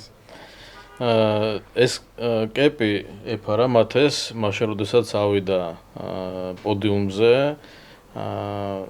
ევროტროფის მეორე ეტაპი მოიგო სტილრინგზე ჩეხეთში. ეს იყო წვიმიანი რბოლა, სადაც ძალიან მნიშვნელოვანი რბოლა იყო როგორც ჩემპიონატში, ასევე გამომდინარე იმ მეტოქეებიდან, რომლებიც მას ყავდა გარშემო. და ორივე მხარეს მარცხნიდან და მარჯვნიდანაც პედესტალზე იდგნენ ინგლისელები და შუაში იდგა ქართველი, რომლებიც წვიმიანი რბოლა მოიგო. ეს ორჯერ უფრო მნიშვნელოვანი იყო, იმიტომ რომ ზოგადად საქვეყნო და ყველასთვის ცნობილია, რომ წვიმაში ზოგადად ინგლისელები ძალიან მაგრად დადიან ავტოსპორტში. და ჩვენთვის ეს მნიშვნელოვანი იყო და გვინდოდა რომ ამ ისტორიის მქონე კეპი თქვენთან ყოფილიყო. უღრმესი მადლობა. უდიდესი მადლობა ასეთი ისტორიული საჩუქრისთვის და კი ბატონო. ეს ალბათ იმიტომაც იყო თქვენთვის მნიშვნელოვანი, რომ თქვენი ჩვენი საყურებელი პოლიტიკა საერთო სცენარი ფორმულა 1-ში და წვიმის კაცს ვეძახიან შენს აიდოლს, კერპს. მნიშვნელოვანია, რომ მართლა წვიმაში. კი ბატონო. ამ რბოლაში მათ ეს სენას რეპლიკა ჩაფხუტი ეფარა. კი ბატონო, კი მახსოვს. და როდესაც იგებს ამ რბოლას მე ვერ გავიგე თავიდან რა გააკეთა და ორჯერ დაარტყა შლემზე. მაგ ეკადრენა და ეს გააკეთა. რას ნიშნავს მეთქი მე რო ვკითხე და მე სენას მიუძღვენიო ეს რბოლა. აჰა, ვა, ძალიან მაგარი. ძალიან. ფინიშის ხაზზე აკეთებს ამას. კი, რო ყვეთავს, მეც მაგამახსენდა ეხლა ეკადრი კი. უდიდესი მადლობა კიდევ ერთხელ. კიდევ ერთხელ მადლობა. ესეთი კითხვა მექნება ვაკო შენთან, როგორია თქვენი სამომავლო გეგმები? ეს ეხება მიმდინარე წელსაც და შემდეგ წლებსაც. რა გაქვთ გეგმაში? რა იგეგმება და რა, ასე ვთქვათ, ცვლილებები არის მოსალოდნელი? მოკლედ, ყველაფრის თქმა არ შემიძლია, მაგრამ რის თქმა შემიძლია, ამას გეტყვით. არსებობს რაღაცები, რაც დადასტურებული გვაქვს და არსებობს რაღაცები, რაც ჯერ მოსაზრებაა და დადასტურებული არ გვაქვს, თუმცა ვესაუბრებით ბევრს. გვაქვს გარკვეული შემოთავაზებებიც უკვე. მიმდინარე წელს ჩვენ გვექნება კიდევ 5 ეტაპი ბრიტანეთის ჩემპიონატის, სადაც გვეგმავთ რომ საკმაოდ მაღალ შედეგებზე ავალთ, გამომდინარე იქიდან რომ ჩვენ უკვე საკმაოდ კარგ ტემპს მივახციეთ და მისი მომზადება, მათ ეს მომზადება საკმაოდ მაღალ დონეზე მიდის. ვფიქრობთ რომ კარგი შედეგებით გავაგრძელებთ მიმდინარე წელს. ასევე ჩვენ გვაქვს უკვე შემოთავაზება გვაქვს ერთ-ერთი სარბოლო გუნდიდან, ეს არის LMP3, სადაც შემოგვთავაზეს LMP3-ის ბოლიდის კატესტო ჰაიპერკარის და ამ სარბოლო ტესტ სესიებში მონაწილეობის მიღება, არ ვიცი რამდენად დავთანხმდებით ამაზე ჯერ კიდევ ჩვენ. რა ავტომობილია? Ligier JSP 320. იგი ახალი გამოცდილება იქნება. 5 და 7 არის ვერვა. ეს Nissan-ის ძრავით არის. 5 ცხენისა. კი. ვა. 935 კილოვატ ვარუსტები. ნუ ძალიან მაღალი მონაცემების მქონე ავტომობილია. ჩვენ ახლა მაგალითად სხვადასხვა ტექნიკით ვარჯიშობთ, არა მარტო ფორმულით. სხვადასხვა რაღაცებსაც ვაკეთებთ, იქიდან გამომდინარე, რომ ყველა ასპექტში გვინდა ჩვენი თავი დავინახოთ როგორც მრბოლელი და ყველგან ვიცოდეთ რა საუკეთესო შედეგი შეიძლება დავდოთ, რა სიტუაციიდან როგორ გამოვიდეთ. ამიტომ წონების გადანაწილებას, ძალიან ავტომობილზე მუშაობასაც და სხვა რაღაცებსაც ყურადღებას ვაქცევთ. ჩვენ სამომავლო გეგმას რაც შეეხება, რა თქმა უნდა, რომ ფორმულაში ვრჩებით. ჩვენ არ ვეცდებით რომ უახლოეს პერიოდში რამე გზა შევიცვალოთ, ეს არის ჩვენი მთავარი და დიადი მიზანი რომ მივიდეთ უმაღლეს მწვერვალზე. საომავლო გეგმა მომდევნო წელს ორი გვაქვს. ფორმულა 4-ის ჩემპიონატი. ოღონდ არ ვიცი ზუსტად რომელი ჩემპიონატი იქნება, თუ ფორმულა 4-ში დავრჩებით. თუმცა არსებობს მეორე ალტერნატივაც, რომელსაც ასევე აქტიურად განვიხილავ და დამოკიდებული იქნება მიმდინარე წლის საბოლოო რეზულტატებზე ჩემპიონატში. შესაძლებელია ჩვენ მომდევნო წელს უკვე ფორმულა რეგიონალში, ანუ ფორმულა 3-ის კატეგორიაში წავიდეთ და საკმაოდ სერიოზული რბოლებში ჩართვა განახორციელოთ და იმის მერე უკვე კიდევ ზევით. ძალიან კარგი წარმატებები. დიდი მადლობა. ერთი დეტალი მინდა დაუზნოთ მაყურებლისთვის. მიმდინარე ჩემპიონატისთვისაც მაყურებელს ექნება სურვილი, რომ ვინც არ იცის და ახლა გაიგო მათ შესახებ რო უყუროს თქვენს რბოლებს, რაც შეიძლება ამ რბოლების სტრიმის ყურება, როგორ შეიძლება რომ მოგძებნოთ თქვენ ეს დეტალები რო განვიხილოთ. YouTube-ზე დევს British F4 არის ვერატულსის. ეს არხის მისამართია, ხო? კი, ეს საერთაშორისო მაყურებლებისთვის, ანუ ვისაც ბრიტანეთის გარეთ სურს რომ უყუროს, თვითონ ბრიტანეთში არის ITV და ასე შემდეგ, ტელევიზიები გადასცემენ, მაგრამ ოფიციალური ჩენელი არის British F4. ნებისმიერ რომ ჩაწეროს British F4, ნახავს რომ ლაივ სტრიმებიც არის, განვლილი რბოლებიც და მანდ უყურებ ხოლმე. ასე შემდეგ, მაგრამ არის შეგიძლიათ ძალიან კარგი არხია, შორის ერთადერთი რაც არ მომეწონა ახლა live stream-ი იყო ძალიან დაბალი ხარისხის და ვიდეოები იყო კამერებში, არ ვიცი, ძალიან დაბალი ხარისხის, ძალიან არ მომეწონა. მას ისიც დაემატა, რომ მათ ეს გვარს სწორედ ნამდვილად ვერ ამბობდნენ. კომენტატორი არ ვიცი ეს იგივე იყო თუ სხვა იყო, რამოდენიმე კომენტატორია 4-5 იცოდა ხოლმე. ბრიტანეთში რომ ხო, იმიტომ რომ წინარბოლებში ეს პრობლემა არ იყო რა. ამ ადამიანმა რატომაც გადაწყვიტა რომ ხანკობა ხიც კი ვიყავით, ხანკობა ზინი, უცებ იტალიელებიც გავხდით. ხო, ნუ ვერ გავიგეთ. ერთ-ერთმა ჩვენო მეგობარმა კომენტარიც დაგვიწერა იქ რომ იქამდე მივაო რომ აუცილებლად ასწავლისო როგორც კვარაცხელიამ გააკეთო და ნამდვილად ეგრეა და გავაკეთეთ ამასაც. გვარი ვახსენეთ და ერთი პატარა შეკითხვა მექნება. თქვენ ერთ-ერთ ვიდეოზე კომენტარებში ნახეთ რომ აჩვენეთო კობახიძეებმაო როგორი არისო რაჭველი სისწრაფეო. ბევრი ისტორია კი არსებობს რომ რაჭველები თითქოს ნელები არიან, მაგრამ მე არ ვთვლი რომ ასე არის. მე ვთვლი რომ რაჭველები არიან დინჯები. მაგრამ სადაც საჭიროა, ძალიან ჩქარები არიან. ფაქტია. სიდინჯე კარგის ნიშანიც არის. ნამდვილად. მათე ნელ-ნელა უახლოვდები სრულწლოვნების ასაკს და მალე გექნება იმის უფლება, რომ სამოქალაქო გზებზე დაჯდე ავტომობილის საჭესთან და მაინტერესებს აი რომელი ავტომობილია შენი საყვარელი და აი რაც ბავშვობიდან მოგწონს, თუნდაც გინდა რომ მართო ერთ დღეს და რატომ ეს ავტომობილი? ორი მანქანა ყავს ასეთი, ორივე ასე თუ ისე კლასიკური არის და ორივე Porsche-ს. ორივე Porsche-ია. რომელი მოდელები კონკრეტულად? მეორეზე დავაყენებ Carrera GT-ს. ვეათი. და პირველზე დავაყენებ Carrera RSR 3-2-ს. გასაგებია ყველაფერი. ძალიან გამიკვირდა რომ ძველი თაობის Porsche-ები ეს თქოს ძალიან მოსწონს. კარგი, მე მაინტერესებს ეს რაღაც ახლა ჩვეულებრივ ავტომობილებზეც რომ ვილაპარაკოთ რა. ცოტა ხნის წინ მე ვაკო და მათე ერთად ვიყავით რუსთავის საერთაშორისო ავტოდრომზე. მათეს ვარდიშზე. მე რამდენადაც ვიცი, მათე შენი პირველი გამოცდილება იყო ძალიან ავტომობილთან ძალიან მაგარი მანქანაა, მე ძალიან მომწონს ეს შენი სარბოლე მანქანა და რა მანქანაა აი ჩვენს მაყურებელს რო განუმარტო და როგორი იყო შენი პირველი ემოცია ძალიან ავტომობილით ესეთი ძლიერი ძალიან ავტომობილი ტრეკზე სიარულის. BMW-ს პირველი სერია არის, რომელიც დავსვაპეთ ეს 54-ის ძრავით M3 E46-დან. გადაცემათა კოლოფი არის მექანიკა 46-ის. სტანდარტულია, ხო? კი. და პატარა ისტორია მოყვება. დაბადების დღის ღამე არის. დაახლოებით პირველი საათია, ვარ მეორე სართულზე ჩემ ოთახში. და მამა საკმაოდ აგრესიულად მეძახის, რომ ჩამოდი ჩქარავ. და მეც ასეთი გაკვირვებული ვზივარ, რომ აი დაბადების დღე მაქვს, არაფერი არ დამიშოვებია. რა ხდება? და ჩავარდი მეც პირველ სართულზე მამას ოფისში და მანახებს თავის ლეპტოპს, სადაც არის წინა დაზიანებით, პატარა წინა დაზიანებით მანქანა. და მეუბნება რომ აი აქ მაქმაუსიო, ღილაკს დააწექიო. დავაწექი და ჩემი პირველი მანქანა მეც თვითონ მოვიყიდე. მაგარია. არ მოიგო თვითონ თავისი მანქანა და ეს რეალურად იყო სპეციალურად ნაყიდი ავტომობილი იმისთვის რომ პროექტი გაგვეკეთებინა.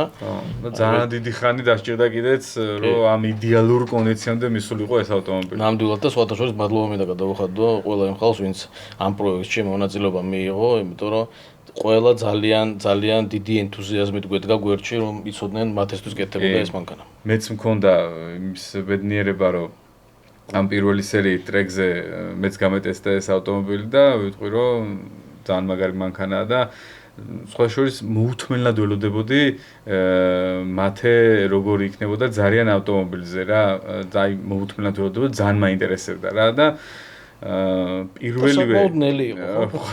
პირველივე ესე ვთქვათ ტესტზე გაფართოებული თვალებით ვუყურებდი და ძალიან კმაყოფილი და ძალიან ბედნიერი წამოვედი იქიდან რა ძალიან ასე რომ ხო ამ ძრავით ამ ავტომობილის ესე მართვა ზუსტ დანამდვილებით ვიტყვი რომ ადვილი საქმე არ არის ასე რომ ძალიან გამიხარდა ვინ და შენ კარგად იცი კი ბატონო და მე სხვა შორის იმასაც გავიხსენებ არ მგონია მათ ეს ახსოვდეს, მაგრამ ვაკოს ემახსოვრება იყო შემთხვევა, როდესაც მათ ეს კარტინგი ახალი დაწყებული ქონდა ვაკოს სამუშაო ოფისში ღამის 10 საათზე მე და მათე ვისხედით და კარტინგის გზაზე ტრაექტორიებს ხაზავდით და ვლაპარაკობდით და განვიხილავდით რა როგორ უნდა ყოფილიყო, ასე რომ ეს იყო მე მაგას მაშინ გავიხსენებ, როცა საჭირო იქნება და დარწმუნებული ვარ მალე იქნება ეგ და მაგით უკვე ვამაყობ მაშინ. დეტალს შემოვიდა.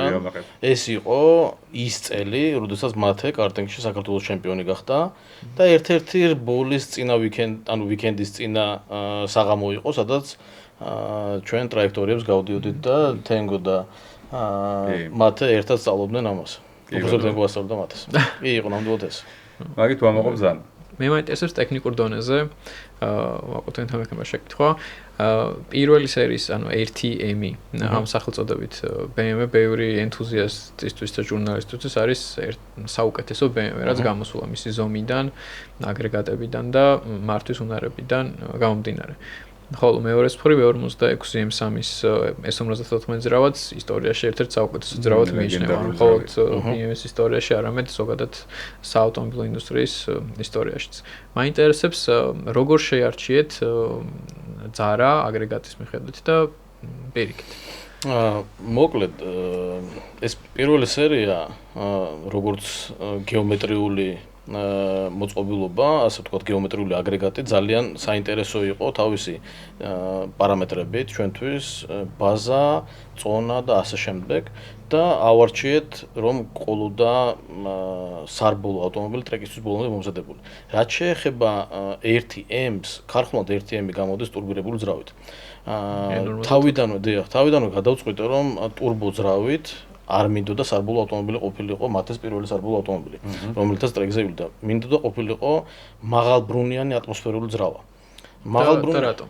რადგან ეს ტურბო ეფექტი ძირითად შემთხვევაში გაძლევს გარკვეულ შემთხვევებში უპირატესობას და გარკვეულ შემთხვევებში ძალიან დიდ ნეგატივს. ხოლო ძალა, როდესაც 0-დან, ანუ ბრუნვებს გულისხმობ, ბოლომდე მიყვება თითქმის ერთნაირად, ბევრად უფრო სპორტულ სულს აყალიბებს, განსაკუთრებით თინეიჯერობის ასაკში და ახალგაზრდებში. ანუ არ პატიობს მაგალითად ასეთი ტიპის ძრავა, არ პატიობს პატარა შეცდომებს, ყოველთვის გაიძულებს, რომ კარგი ბრუნვი ქონდეს მოსახვეებში, სულ ზღვარზე უნდა იარო, რომ მაღალი შედეგი აიღო. ბევრად უფრო ჩქარი მანქანის გაკეთება შემეძლო ამეწყო, მაგრამ ბევრად უფრო ნაკლებად სპორტულად გაზრდიდა მათეს ეს ყველაფერი. და ანუ სპორტულად რადგან მინდოდა რომ ბოლომდე სპორტული ყოფილიყო ეს ავტომობილიც, მისი სულიც და განსაკუთრებით გადმოეცა ეს ყველაფერი მათესთვის და მას ბოლომდე გამოიყენება და ის იყო გადაწყვეტილება S54-ის. S54-ისთვის მოგეხსენებათ ესენი უკვე ძალიან დეფიციტურია, თითქმის აღარ იშოვება საერთოდ და აი მისი მუხლელი გვიდევს ჩვენ სტუდიაში. ლამაზ გამოიყურება. ბევრი რაღაცები რა თქმა უნდა გადაკეთდა. ეს ძრავა ახლა 400+ ცხენი აქვს.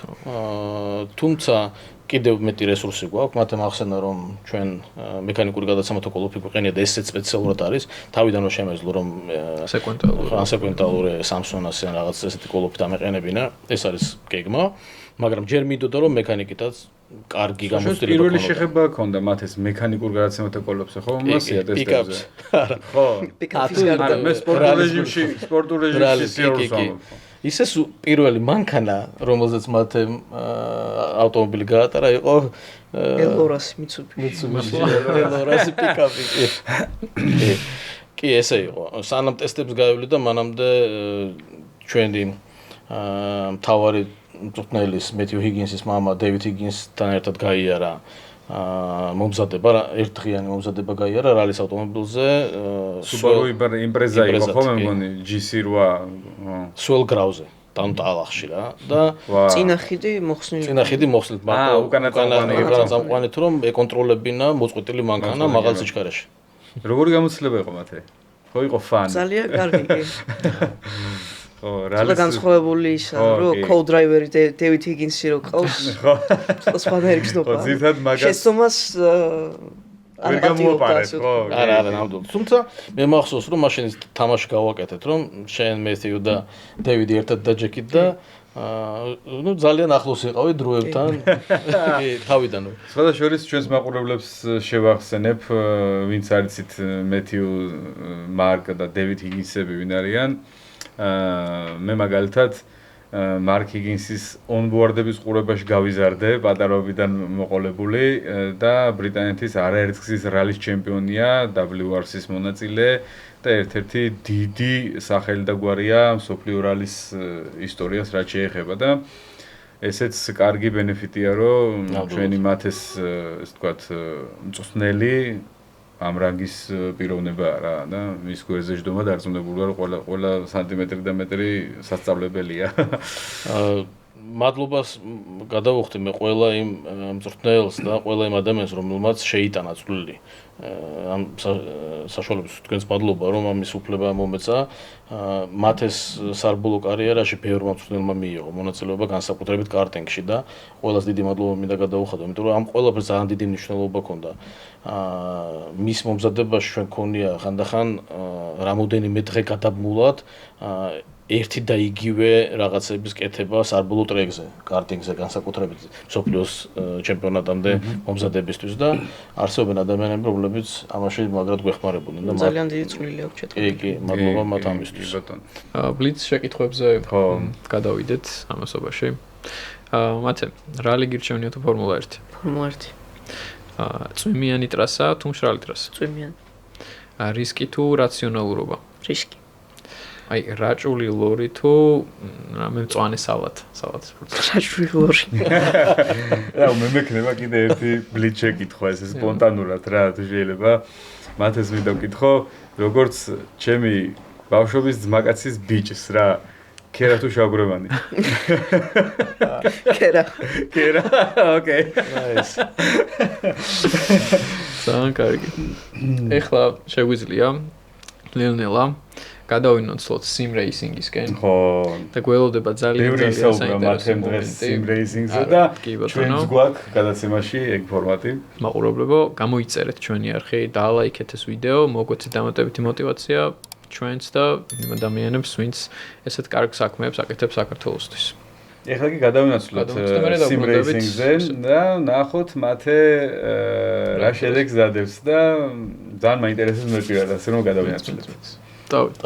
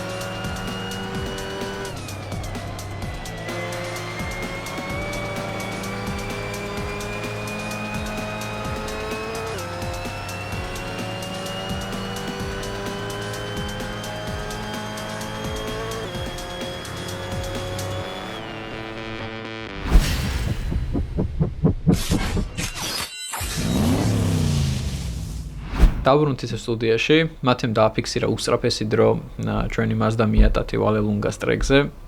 მათე როგორ შეაფასებ ამ ტრეკს, ამ მანქანას და შენს დროს? ჩემი აზრით საკმაოდ კარგი დრო დავდე.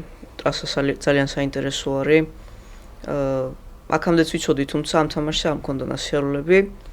მანქანა ძალიან საინტერესოა, ძალად დაბალი აქვს, თუმცა საკმაოდ ძნელად დასამორჩილებელია მოსახვევში. ჩემი აზრით ძალიან კარგი წრეშევკარი იმის მიხედვით, რომ ძალიან ცოტა დრო მქონდა გატარებული სიმულატორზე და ძალიან გამიხარდა და მომეწონა ასეთი გასართობები რო გამგვიყვება გადაცემაში. ძალიან კაი, მე აქვე ისიც მინდა აღნიშნო, რომ მათეს დრო იყო 54 წამი და 851.1000-ი. ეს ჯერჯერობით რეკორდია ჩვენი გადაცემის, ეს დრო. შემდეგ გადაცემდა გვექნება პატარა ლიდერბორდი, სადაც ეს დროები დაფიქსირდება ხოლმე. მათ ეს დრო ჯერჯერობით რეკორდულია, ჯერჯერობით თუმცა იმიტომ რომ კიდევ სხვა ბევრი სტუმარიც გვიყოლება, მაგრამ ვფიქრობ, რომ ძალიან გაუჭირდებათ ამ რეკორდის მოწდა.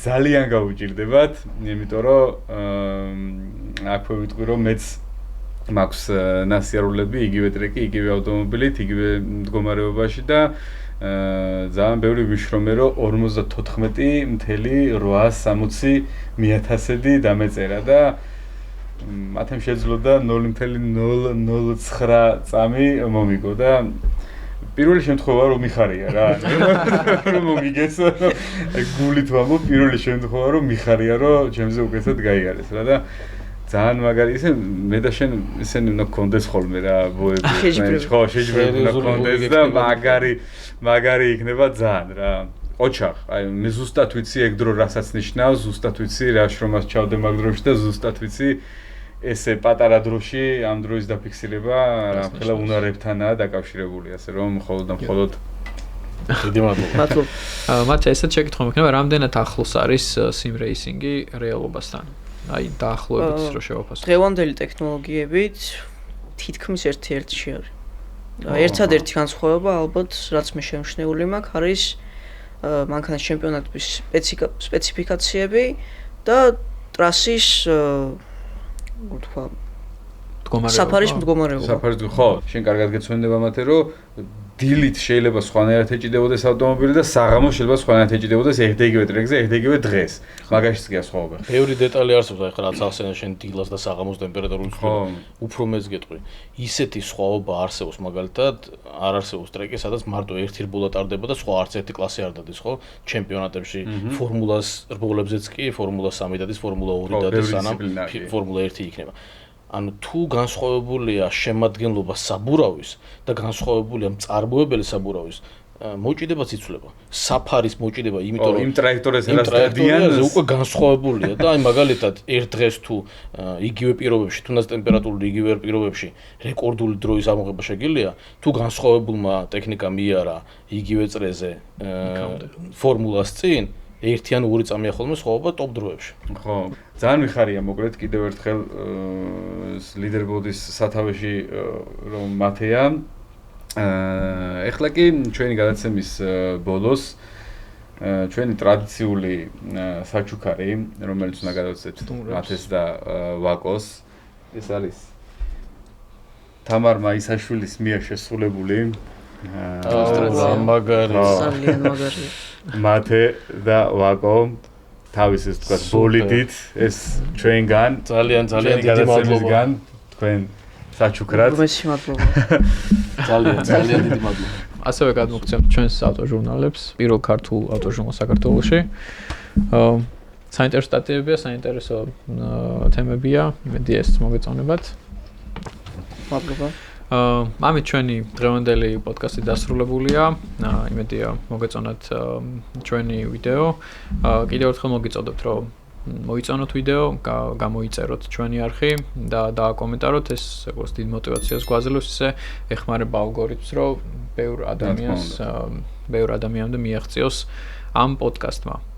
ასევე ვიტყვი დავამატებ ერთ რაღაცასაც რომ გადაცემის დასაწყისში მინდოდა ამის თქმა, მაგრამ ეხლა ვიტყვი, რომ კრისტალ ავტო სპორტალი და კრისტალ ავტოს გუნდი მუდამ გვერდში დგას მათეს ინფორმაციულ საკითხს, რაც შეეხება ყოველთვის ვამჟღავნებთ ამას, ყოველთვის სტატიებს წერთ, ყველაფერს აბსოლუტურად ნებისმიერ აპდეიტს ვანახლებთ ხოლმე და ეს ყოველთვის ესე იქნება, იმიტომ რომ ჩვენთვის ძალიან დიდი мотивაციაა, რომ მათეს წარმატება რაც შეიძლება ბევრმა ქართველმა და არა მარტო ქართველმა გაიგოს, ასე რომ ძალიან დიდი მადლობა ამისთვის, ეს ნამდვილად ასე არის და თქვენ იყავით პირდაპირ ვიტყვი, არა ერთ-ერთი, არამედ პირველები, რომლებმაც ჩვენი საერთაშორისო ასპარეზზე კარტინგში ეს 2023 წელს იყო პირველი პოდიუმი, ძალიან დეტალურად გააშუქეთ და ამის შემდეგ დაიწყო უკვე ყველაფერი. ძალიან დიდი მადლობა ამისთვის, მადლობა რომ დღეს მოგვიწევთ და ერთად გავაკეთეთ ესეთი მაგარი საღამო. მადლობა თქვენ კიდევ ერთხელ. იმას ვიტოვებთ რომ კიდევ შევხვდებით მომავალში ბევრი წარმატების განსახილველად. დიდი მადლობა თქვენ ძალიან ბევრი წარმატება. ნახვამდის. ნახვამდის.